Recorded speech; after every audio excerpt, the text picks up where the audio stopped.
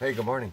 I was just doing a little reading in the Sand County Almanac by Aldo Leopold, who was really the father of conservation, and I thought this would be a perfect place to practice my first State of the State address that I may have to give, because if I got sworn in addition to the Bible, I would put this on top of that stack to put my hand on, because Aldo Leopold was the father of conservation, and yet he never got on the political platform of the ideas that are really pretty common sense. And that's why this is a perfect setting to actually do this video this morning, because there's a lot of people in our state that think there's a few things that really have kind of gone to shit.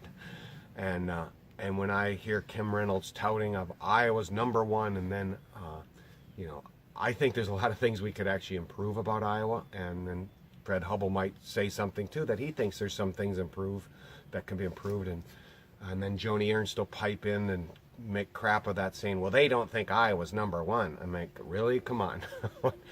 If we all got together, Iowa could be the middle coast of America. And so I got thinking about, after reading Aldo Leopold, about the Iowa landscape and how it's changed, because this is the original map of the vegetation in Iowa, and it was covered with forest, prairies, and native people who actually did a really good job managing the Iowa landscape, and it was sustainable because it lasted for thousands of years. But a good book that describes the changes that have happened is a simple book called The Lorax by Dr. Seuss. And honestly, I'm not joking, read this book again sometime, because it tells the story of the Iowa landscape, of a thriving diversity that was once here. And by the end of the book, the Sneed factory, the corporate interest that finally took the last of those natural resources that were part of the landscape. And the same thing holds true for Iowa. But next time you read this book, I've always thought about it in when generations go by. Each page you turn, as this abundance was once here, each page that goes by is a generation of people that doesn't remember what was on the page before. And current generations are born onto this landscape where none of this stuff exists anymore. And I know it exists because, and this might look like it because my dog got a hold of it, I found this out on a gravel bar on the Turkey River. And what it is an elk antler, showing that a glimpse of that diversity of species that were once here in Iowa that are all gone now. And our current landscape, and this was done years ago before $7 corn, which took out even more of this diversity, it's all gone. And I say we can bring just a little bit of it back, okay?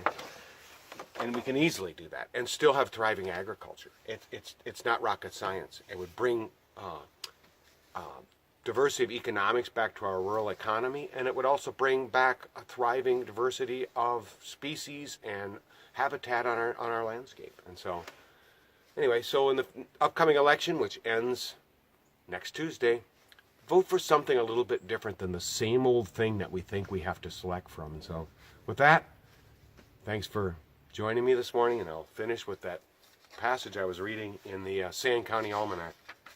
And he's talking about the last bear that was taken from a mountain range out west, but same thing applies here in Iowa. The congressmen who voted money to clear the ranges of bears were the sons of pioneers. They acclaimed the superior virtues of the frontiersmen, but they strove with might and main to make an end of that frontier. We forest officers, who acquisted in the extinguishment of the bear, knew a local rancher who had plowed up a dagger engraved with the name of one of Coronado's captains. We spoke harshly of the Spaniards, who with their zeal for gold and converts had needlessly extinguished the native Indians. It did not occur to us that we, too, were the captains of an invasion too sure of its own righteousness. And with that, thanks for joining me, and thanks for your support, and I hope to get your vote November 6th.